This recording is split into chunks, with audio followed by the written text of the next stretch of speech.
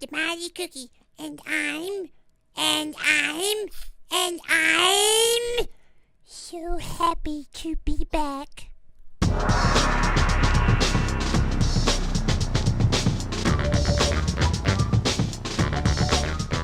So I've been out for a bit here, but still keeping up with my millions of fans. One in particular sent me an email, and after I read it, I knew I had to show my beautiful mug immediately. Bobby writes, Dear Mighty Cookie, I saw where Season 2 was supposed to begin in the spring of 2012, but that came and went, and now we are getting close to the spring of 2014. Aren't you coming back? Are you okay? Did you die? That is a great question, Bobby.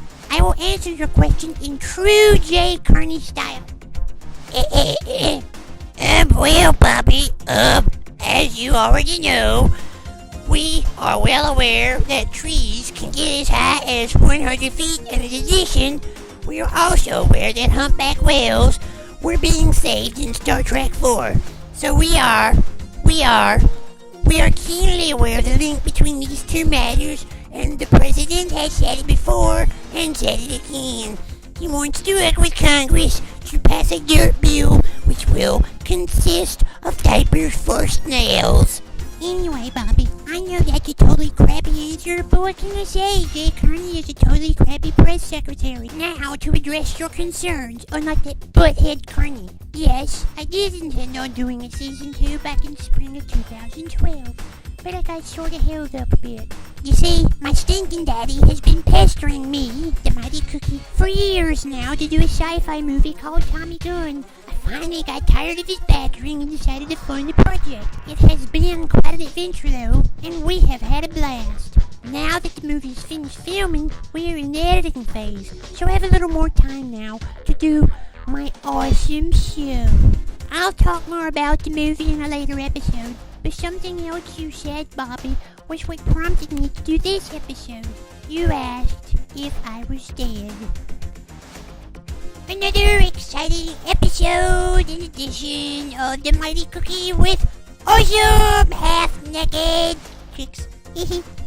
Well, here I am, right in front of you, still doing my show, still being awesome and hanging out with my mommy. But I was more interested in talking about the very serious matter you raised, the matter of death itself. Sadly, all of us lose people that we love, and eventually all of us have a time when we meet death personally. Death, though, he is a cowardly little though. He comes like a thief in the night, they say, sneaking in through unlocked doors and windows to the backyard and stealing away from us the ones that we love. I still maintain that Peter Griffin made a huge mistake that time he took Death and nursed him back to health after he broke his arm. Then again, Peter Griffith had always been a stupid butthead. Imagine for a moment, my friends, a world where the ones you love can stay around forever in good health. No one is sick, everyone is free to chase their dreams, and there's no such thing as communism. That, my friends, is the world that I am fighting for. You know, I spent a little time on the phone a while back with another bony-faced loser named Skeletor. God, I hate I took that stupid call. I can tell you, there is nothing scary about him. In fact, he was very much a little girl, whining about Lady Gaga stealing his face and stuff. I would never endorse anyone hitting a girl, but let's be honest, it is extremely debatable and highly unlikely that Lady Gaga is not a girl to begin with. So, Mr. Skeletor, do us all a favor and punch him, her, it, whatever. Now, Death is the same way. Maybe it's something about having a skull for a face. Death, you suck. I hate you, and you're my enemy. If you're so good at what you do, why don't you do us all a favor and look in the mirror for your next victim? But that's right. You're too much of a little baby to stare yourself in the face and say, I've come for you, aren't you? I can't help but wonder why you come like a thief in the night, playing super ninja and sneaking around. I can't help but wonder what would happen if you faced families like a man, face to face, mano a mano. I bet a buck your face would end up shattered on the floor in a million pieces if you had the stones, but you don't, do you, butthead? Anyway, I get super pissed off about thinking about death.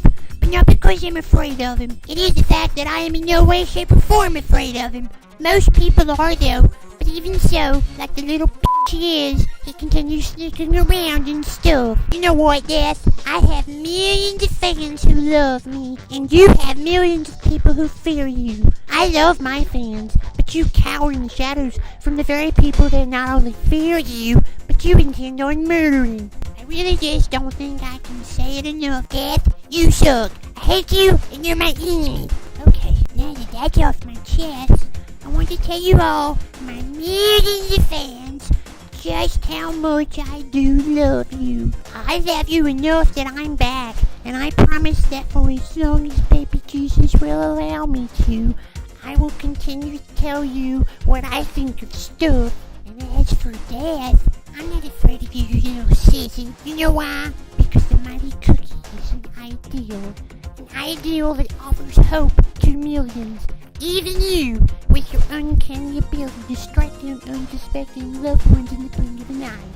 Even you are powerless to stop an ideal. So in closing, I am happy to be back, and I am glad that once again I have had the opportunity to share with you, my millions of fans, my feelings about an important matter. Let me leave you with this, my friends. Do not fear death.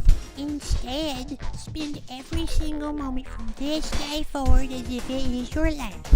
Let me carry the burden for you of being angry about stuff. Take your wife, or your husband, or your son, or your daughter, your aunt, your uncle, your grandmother, your grandfather, and your little doggies and kitties or snakes in your arms, and give them a warm hug, snuggle, and let them know just how much you love them. Because when the day finally comes that that little Death comes to visit you, those moments are going forever. So embrace those moments, my friends. Love one another. Leave the heavy lifting to your favorite 3-pound, 3-year-old blood kicker, me, that mighty cookie. I'm the baby king, and Death, you kiss my butt.